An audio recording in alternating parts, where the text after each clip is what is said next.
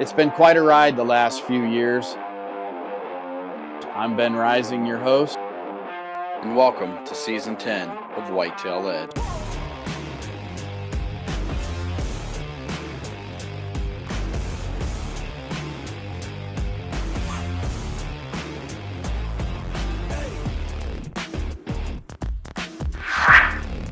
Wow, these are the days. Just like crazy just you live for these days, man. It's unbelievable. I just shot the biggest deer of my life. I'll tell you, it's just humbling to be sitting behind a 5.5-year-old whitetail like this. Whitetail Edge is brought to you by Prime Archery, Black Widow Deer Lures, Illusion Hunting Systems, Muddy Outdoors, Mossy Oak, and Novix Tree Stands. Here we are, we're headed back to Kansas, and y'all know that I have a special relationship with Kansas. I just love Kansas. And, you know, I hunt with my good buddy Travis, and me and Travis, you know, we become like family, and his family, like his mom and dad are just, you know, I love them to death. And it's like going home when I go out there, to be honest. I feel like I'm home. And I've had some great success in Kansas over the years. I killed a huge deer years ago called Titus. I've killed Evander, numerous other bucks out there. My hunting style in Kansas is different, and that's why I think I love it so much, because I just get so aggressive when I'm out there in Kansas. Like, I don't get to do a lot of prep work out there. I don't plant food plots. I just hunt the deer for the deer, and I love that. Like, I love that style of hunting. That's kind of how I grew up hunting, because I never did food plots. I never, you know, when I was younger, I didn't have any means to do that. I didn't have property. I didn't have leases when I was really young. So I didn't do food plots and stuff like that. I just hunted the deer for where the deer were at. And Kansas is kind of the same thing for me. I go out there and I just hunt the sign. I hang in funnels and areas where I can call to deer using the black rack or the extinguisher, setting up scrapes, working scrapes, you know, finding areas where bucks are using those scrapes. I use those Black Widow deer lures to fire them up. I've killed deer, you know, spraying Black Widow in the wind, where their deer are getting downwind to me and being chased by bucks. They bed down. I grunt to a deer, get him to come in. Like, there's just so many numerous hunts on Whitetail Edge over the years of Kansas and being successful that I just love it. The buck that I originally was after that we showed you earlier, that was moving in, you know, early October, Travis ended up finding that deer dead. We think EHD or somebody poached him from the road. We're not sure what happened, but it was just really odd that, you know, we found him a week and a half later after I had daylight pictures of him. But long story short, that was the end of that. So we had to try to find another deer to get on. Well, I literally just got to Kansas. It's about 1 o'clock in the afternoon. We got a heavy wind coming in this afternoon. Might rain a little bit overnight, and then the wind's going to switch about 10 o'clock tomorrow morning. But I got a stand in here that me and Javen hung last year, and I'm going to go sit that stand. It's perfect for this wind this evening.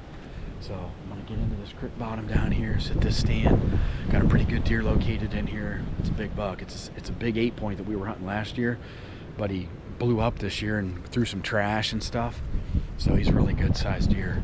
So I'm going to get in the muddy box here and get all my stuff, and I'm going to get to the woods.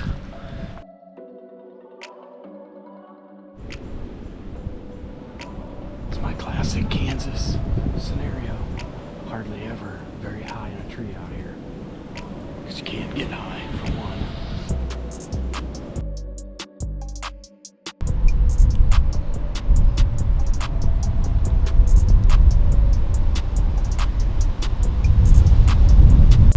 But that's a good sign they're on their feet. He was doing the Frankenstein walk for sure. It's November 13th. I'm back in Kansas. You know, it's been an eventful year. It's been a grind so far. I'll be honest. I say this a lot anymore. It seems like as I get older, I've never hunted this hard. Well, I don't remember ever hunting as hard as I've hunted so far this year, trying to put bucks on the ground.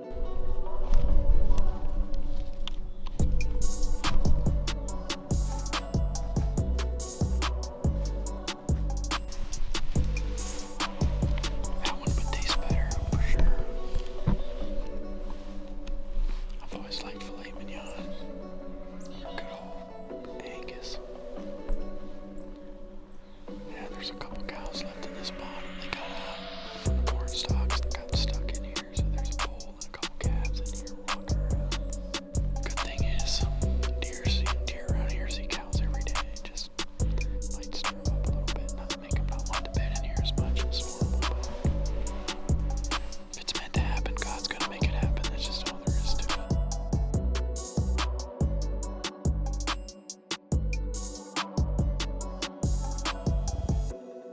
I felt like I needed to move a stand to a spot to catch this really big deer. And you know how it is sometimes you get in a spot and you're just like, man, I should hang here, but this is the better spot as far as the trees, and I'll have more shooting opportunity over here, but I feel like I should be here. Well, instead of going with my gut, I moved to another spot. I had encountered deer actually running a a doe on the ground. She was chasing him around. I hung a stand in the tree more towards that. I kind of let that deter me from hanging really low in a big tree where I wanted to be. And I felt like I should have stayed there, but I didn't. I went ahead and moved, screwed steps in a tree, put my Novix up. I continue to hang my stand, do my deal, get it done, just like I'm just going to sit here. And no sooner climbing the tree, I look up and here comes the giant that I'm after. He's at 60 yards closing.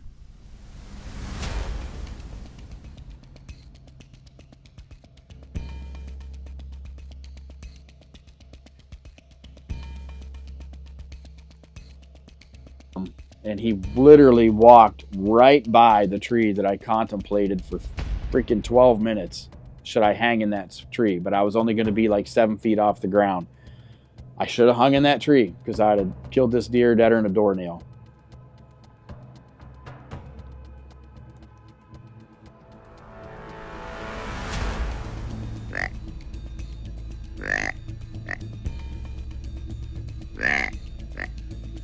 Deer crosses the creek, basically stays out 40 yards behind a bunch of stuff. I have no shooting opportunity. I'm grunting at this deer. I'm doing everything I can to try to get this deer to turn and give me a shot, and he just will not do it. He literally just walks out of my life like it was nothing.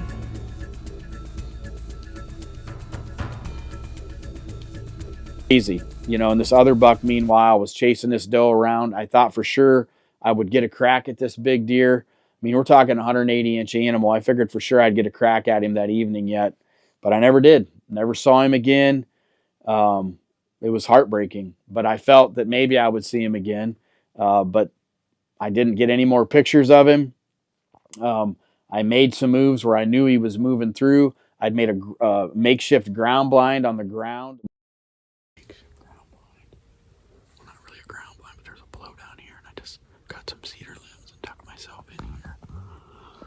And I'm just going to sit on the ground for a while this morning until I decide if I'm going to hang or just sit here and see how it works out. But they like to go through this draw, so I'm not a huge fan of hunting on the ground like this, but I used to do it. It's fun, but just such a, I'm so used to hunting on a tree stand.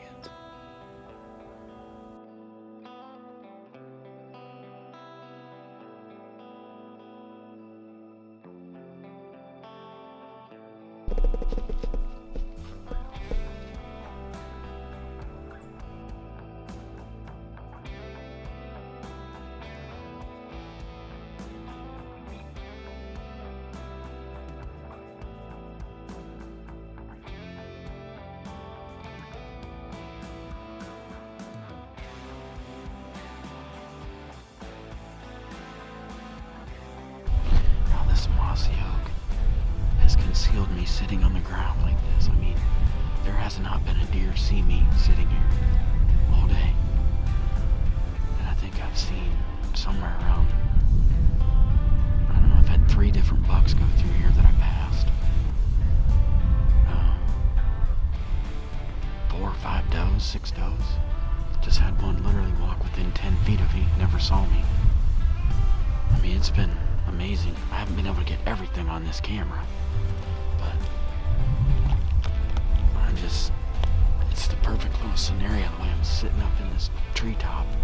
I put some cedar limbs behind me on this side to kind of break up my outline from the deer looking up. And I think they're so used to this big tree log laying here that they just don't look up in here.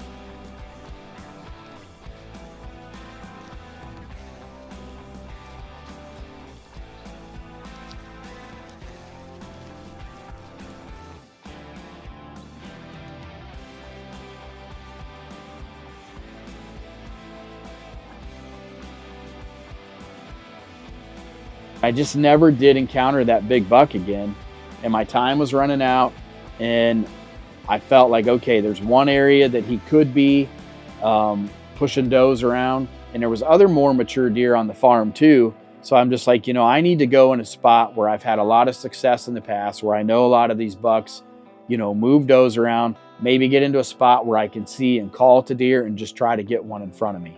I'm just gonna somewhat rattle, not super aggressive, but with all these bucks chasing a doe around here, maybe the big one's down in there, maybe this might be enough to coax him out.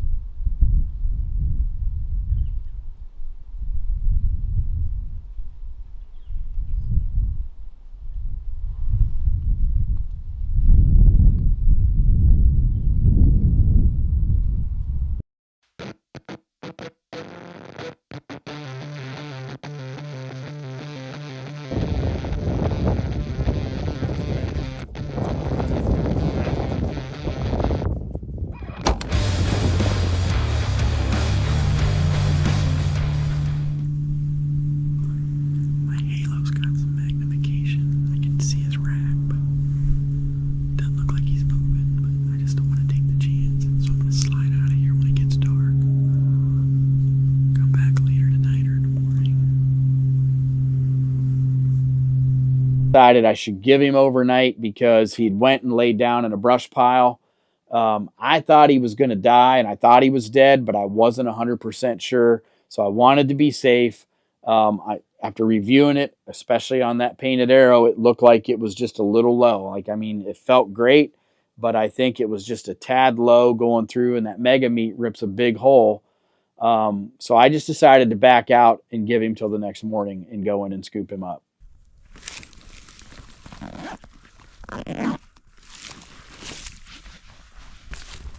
That thing saved my butt last night. Because the way that deer coming on that side of the tree, still filming like that, I couldn't get the camera turned around. The big camera. So it's just part of it.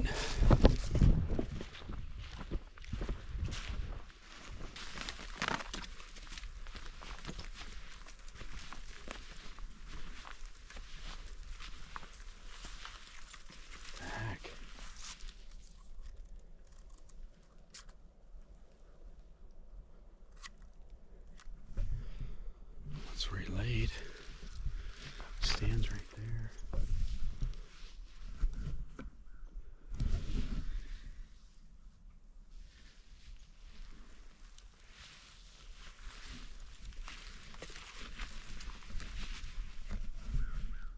There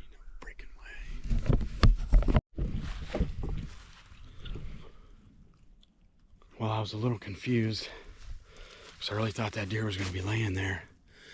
I found 2 more little beds. He just walked into that fence row a little bit, and I could see a little bit of gut material in the bed, so I knew then that the hit was definitely lower and angling backward. So it's a really good thing I let him lay all night. And there was no more blood, and I'm just like, oh man, now what? So I got to thinking about it, and literally I'm down here now at this creek. There's the fence row is just right up there. You can see the opening. Well, that's the fence row. He literally was right there, 50, 60 yards from right here. So I decided, I was like, well, if he had some gut in him and he's not laying here, he probably went to water. So I come down this trail right here just to come to the creek to look around, and he's laying right here. So it is a really good thing that I let that deer lay all night like I did, because he came down to this water. He came up here, bedded again, right here, and then he died right here. So I'm telling you, lesson learned.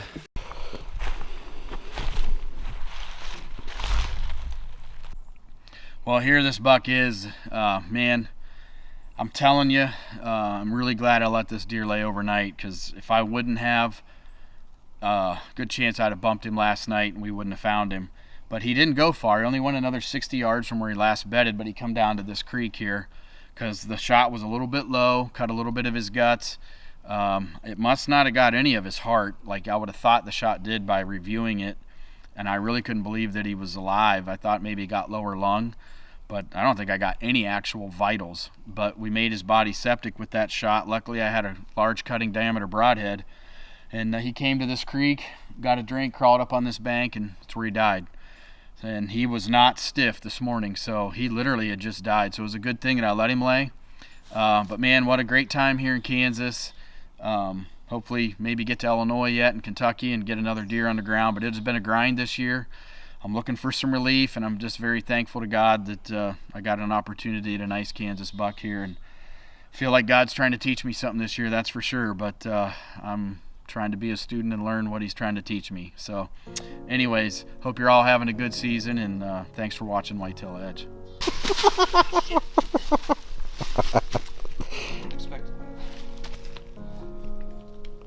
And I just happened to have the camera.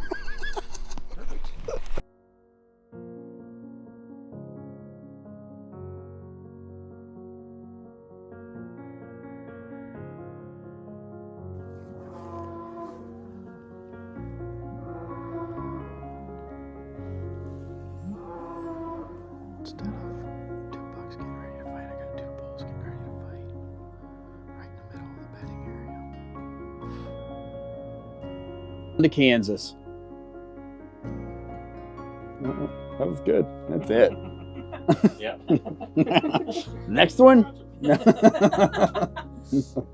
Hey, thanks for watching episode 3 of Whitetail Edge. I hope you enjoyed it. But next week we got something really special for you. Dwayne Jones kills the biggest buck of his life, 195 or 196 inch deer. Just an awesome buck in Illinois. You're going to want to see this. Next week on Whitetail Edge.